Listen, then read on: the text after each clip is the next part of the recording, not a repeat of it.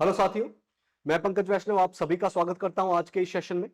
आज की इस क्लास में हम बात करने वाले हैं 12th क्लास के भूगोल सब्जेक्ट की किताब नंबर 1, जिसका चैप्टर नंबर 21, जिसका नाम है हमारे जल संसाधन।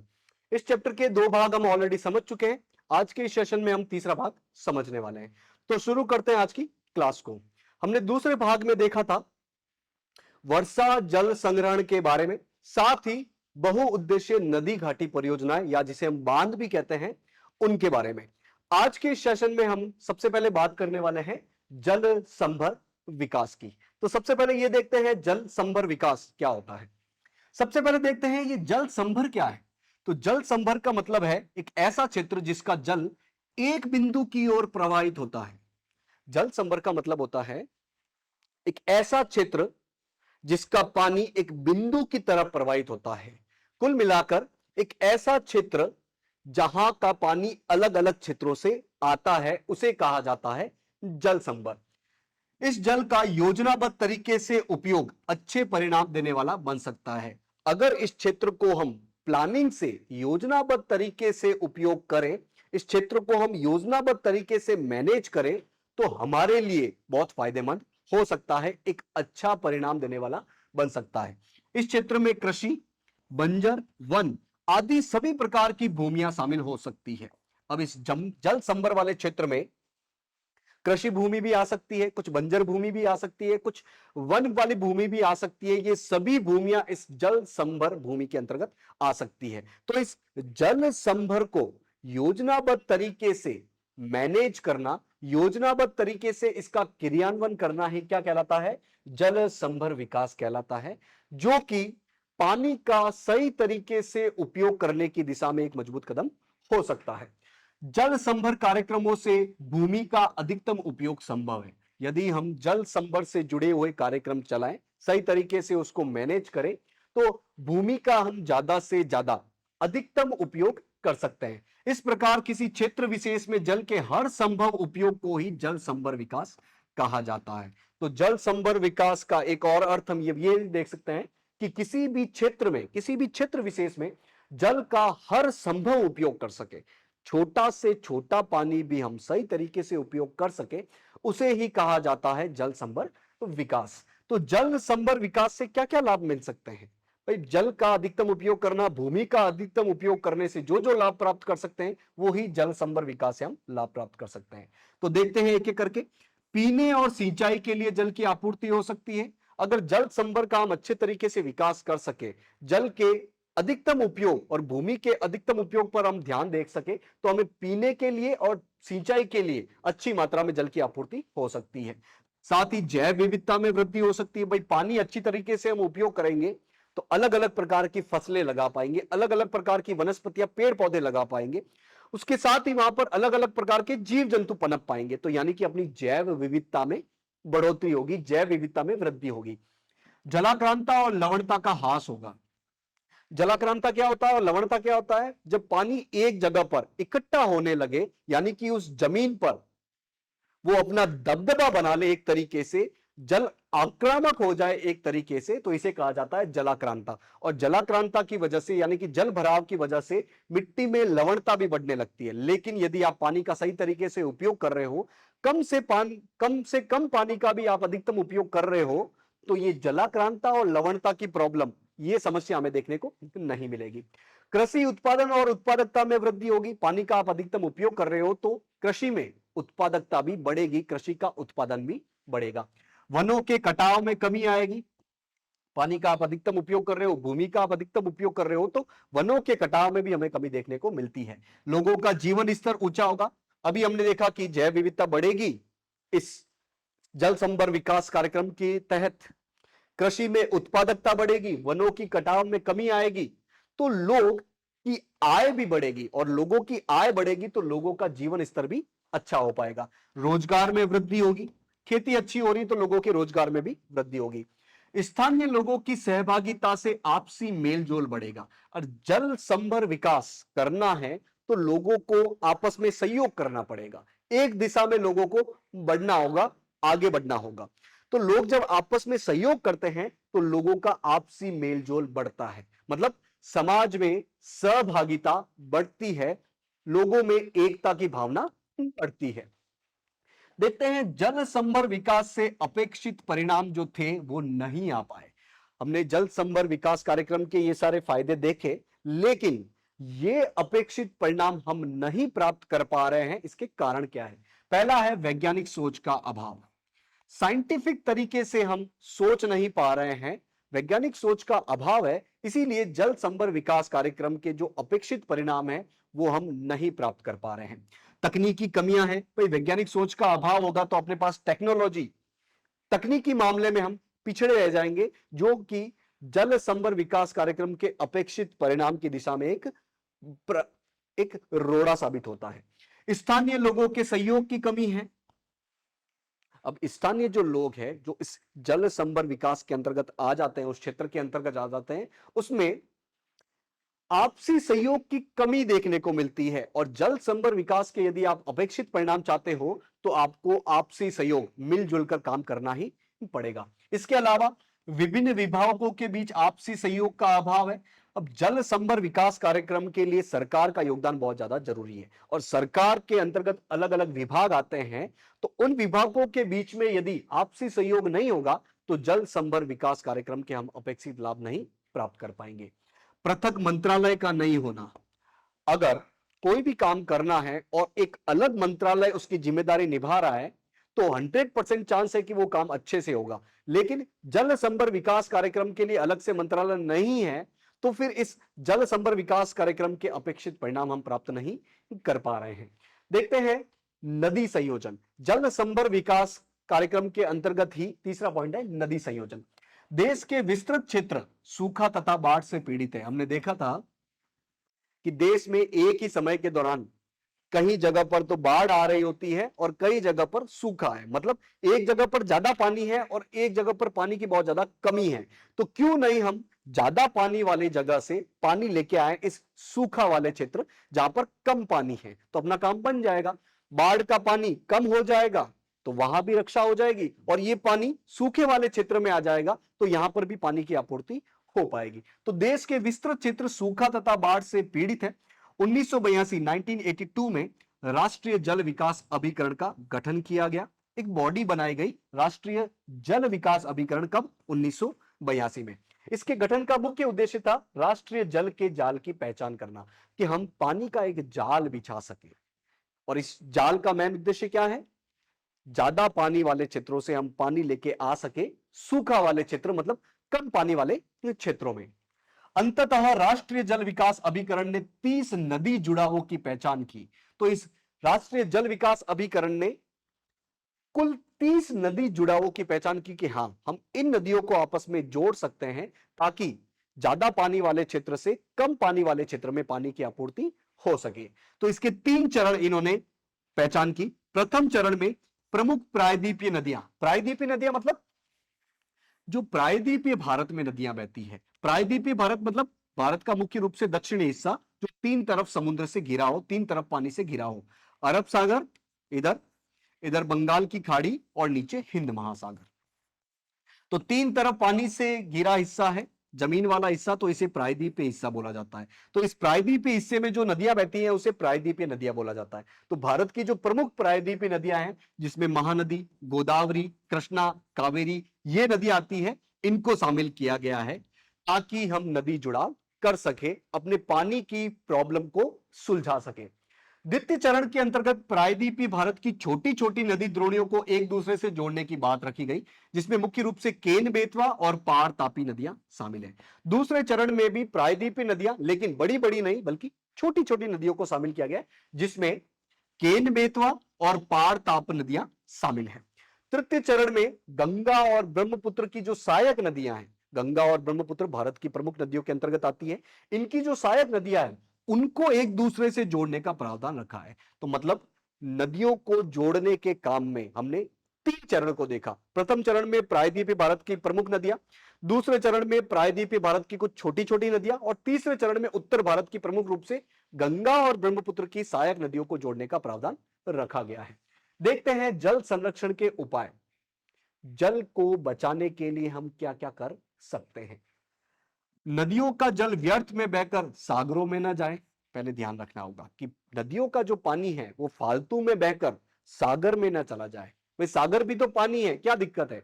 सागर का पानी मुख्य रूप से खारा है जिसको हम सीधे तौर पर उपयोग नहीं कर सकते। तो यदि नदियों का पानी बहकर सागर में चला जाए तो एक तरीके से अपने उपयोग के लायक वो नहीं रहेगा। तो हमें ध्यान रखना है कि नदियों का पानी व्यर्थ में बहकर सागर में ना चला जाए। तो इसके लिए नदियों पर बांध बनाएं, साथ ही जलाशयों का निर्माण करें। नदियों के पानी को हम बांध बनाकर, जलाशय बनाकर रोक लें ताकि वो अनावश्यक रूप से बहकर, व्यर्थ में बहकर सागर में ना चले जाए। नदियों के जल को नगरों की गंदगी से हर कीमत पर बचाना चाहिए। वर्तमान में पानी की एक बहुत बड़ी समस्याओं में से एक समस्या है अपनी नदियों का बहुत ज्यादा गंदा होना।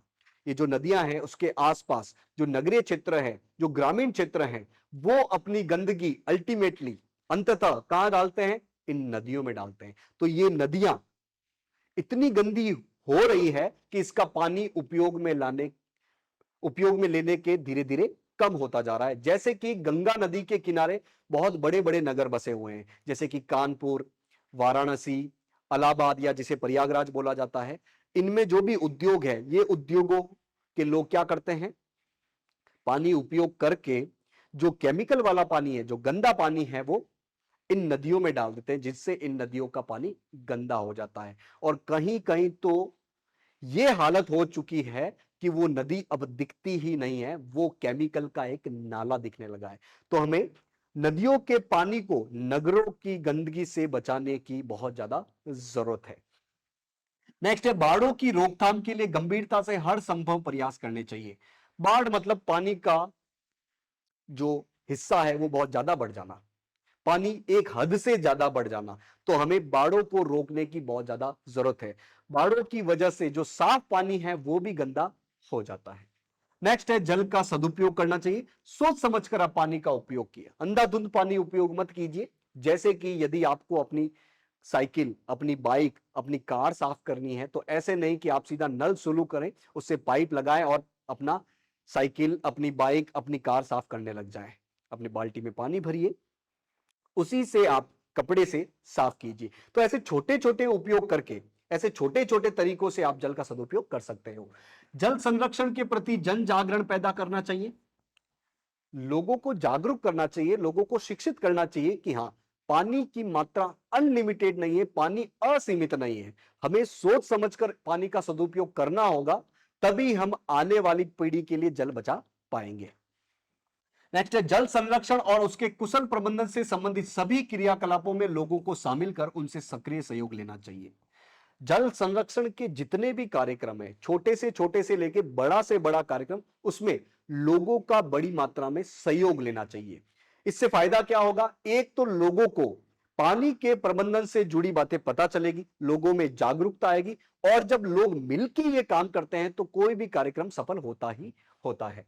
बागवानी, वाहनों की धुलाई, घर आंगन, शौचालयों की सफाई में पेयजल का उपयोग नहीं करना चाहिए। घरेलू जो छोटे मोटे काम है जो हर घर के स्तर पर होते हैं, उनमें हम पीने का साफ पानी उपयोग में न करें। भाई बाइक को साफ करना है, वाहनों की धुलाई करनी है, तो हम एक बार में प्रयोग में लाया पानी भी उपयोग में ला सकते हैं। घर आंगन को साफ करना है तो ऐसे नहीं कि आप पीने के पानी को ही यूज कर रहे हैं, थोड़ा बहुत ऊपर नीचे होगा तो चलेगा। तो हमें ध्यान रखना चाहिए कि हमें पेयजल के पानी का उपयोग सही तरीके से सोच समझ के करना होगा। जलाशयों को प्रदूषण से बचाना चाहिए। जहां पानी इकट्ठा होता है, जैसे कि तालाब है, कुएं हैं, इनको प्रदूषित होने से बचाना होगा।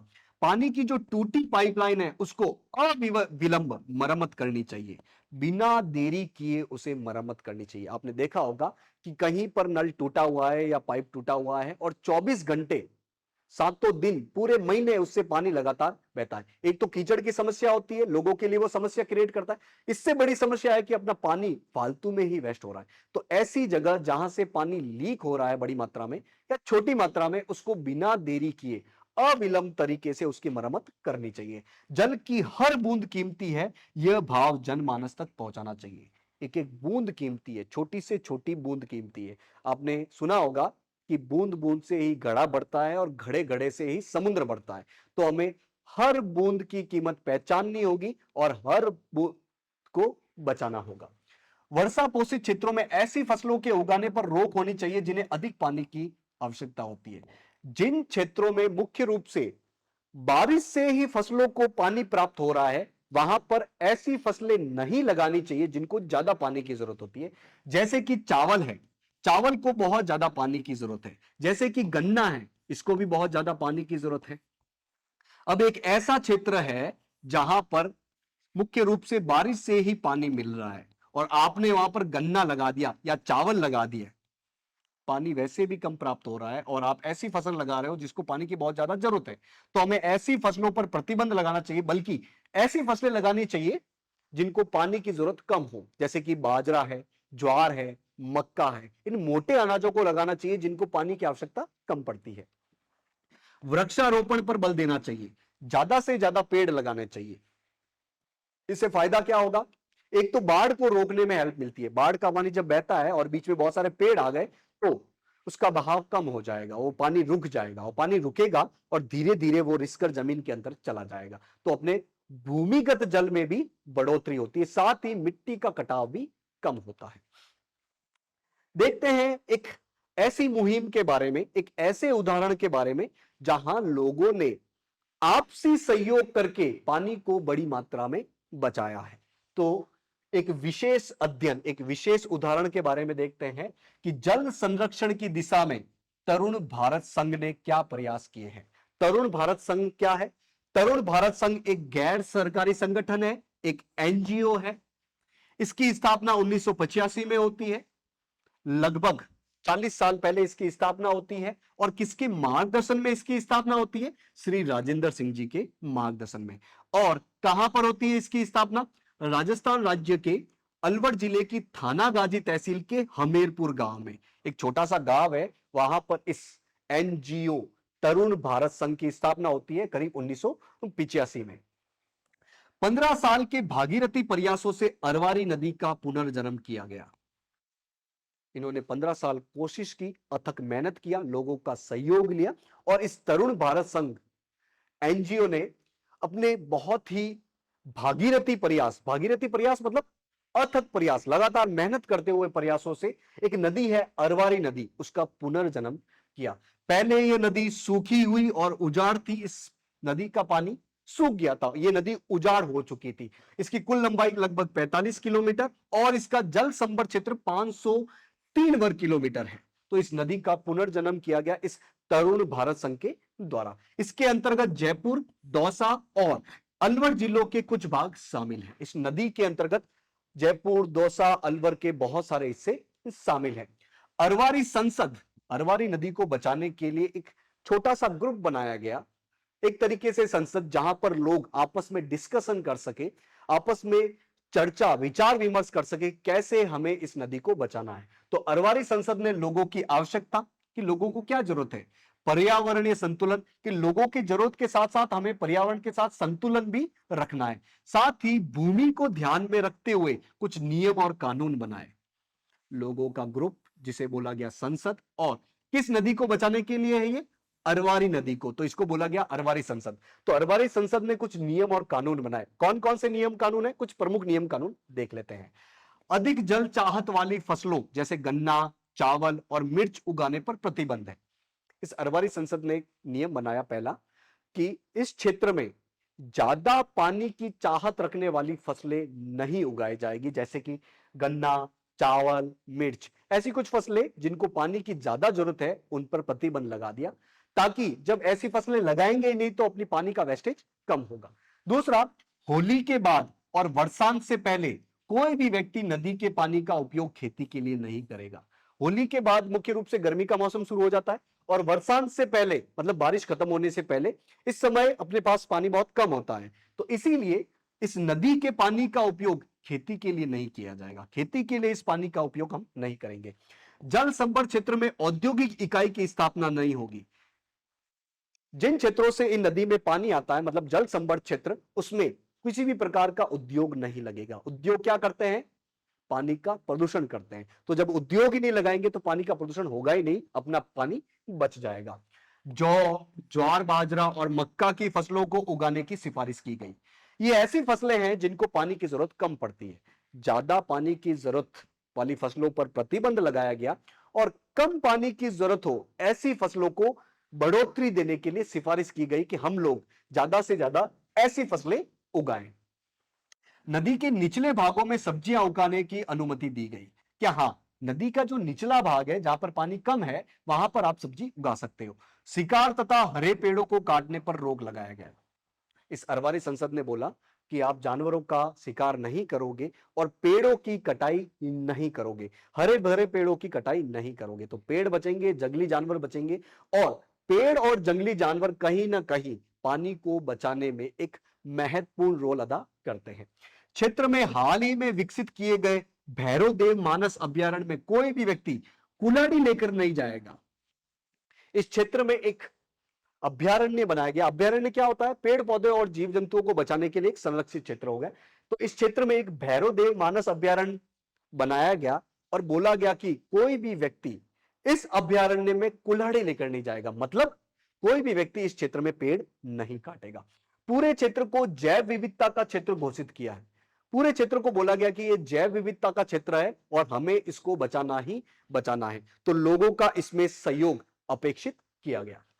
खाद्यान्नों तथा सब्जियों को क्षेत्र से बाहर भेजने पर प्रतिबंध लगाया गया कि इस क्षेत्र में जो भी खाद्यान्न उगेंगे, जो भी सब्जियां उगेंगी जिसके लिए पानी बहुत ज्यादा उपयोग में लाया गया है, अब ये जो खाद्यान्न उगे हैं, ये जो सब्जियां उगी है जिसके लिए इसी क्षेत्र का पानी उपयोग में लाया गया है, इसको हम बाहर नहीं भेजे। बाहर भेजने का मतलब है कि इस क्षेत्र का पानी ही आप बाहर भेज रहे हो, तो इस क्षेत्र में जो भी खाद्यान्न और सब्जियां उगी है उसको इसी क्षेत्र में हम उपयोग में लाएंगे। जल संभर क्षेत्र से बाहर के लोगों को इस क्षेत्र में पशुओं के चराने पर रोक लगाई गई। जल संभर क्षेत्र से बाहर के जो लोग हैं उन पर यह प्रतिबंध लगाया गया कि आप लोग इस क्षेत्र में आकर पशुओं की चराई नहीं करोगे। पशुओं की चराई करने से क्या घाटा होता है? पशुओं की जब आप ज्यादा चराई करते हो तो पशु घास को निकाल देते हैं खाने के उपयोग में लाने के कारण, और घास जब निकल जाती है तो अपनी मिट्टी खाली हो जाती है। थोड़ा सा भी पानी बहेगा तो मिट्टी का कटाव होगा, तो आपकी उपजाऊ मिट्टी आगे चली जाएगी।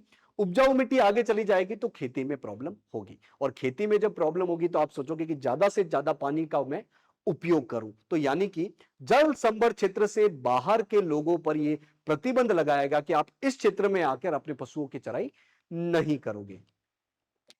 तो आज की क्लास को हम यहीं थामते हैं और इसी के साथ अपना ये चैप्टर कंप्लीट होता है। आपको करना क्या है? आज जो भी चीजें पढ़ी है उसको आज ही रिवाइज करना है। साथ ही ये पूरा चैप्टर कंप्लीट हो गया, बहुत इंपॉर्टेंट चैप्टर है, अपने दैनिक जीवन में बहुत ज्यादा उपयोगी चैप्टर है। इसको रिवाइज कीजिए, अपने जीवन में इसे उपयोग में लाने की कोशिश कीजिए। आशा है कि आज की क्लास आपको समझ में आई होगी। आज के इस सेशन से जुड़ने के लिए आप सभी का बहुत बहुत धन्यवाद।